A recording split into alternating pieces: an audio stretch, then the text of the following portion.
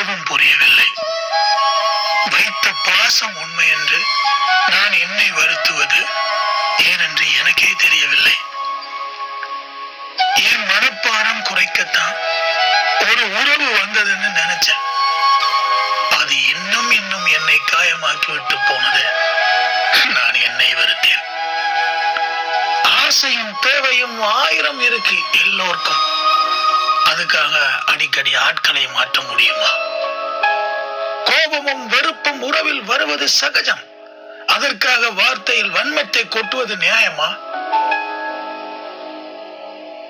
தாகம் வரும் வரைக்கும் தண்ணீரின் அவசியம் புரியாது.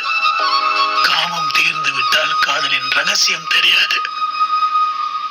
இப்போது அலட்சியம் செய்யும் இதயங்கள் எல்லாம் அதற்காக பல நாள் ஏங்கி தவித்து காத்திருந்திருக்கும்.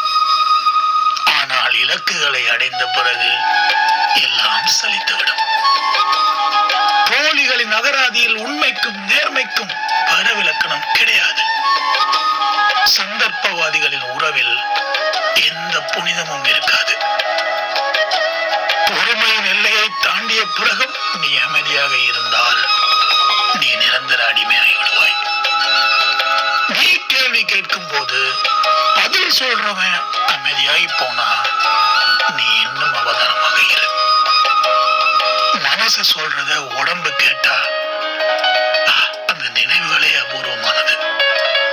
ஆனா உடம்புற தேவைக்கு மனசு ஒத்து போயிட்டுனா அந்த வாழ்க்கையே நரகமாகி போயிடும்.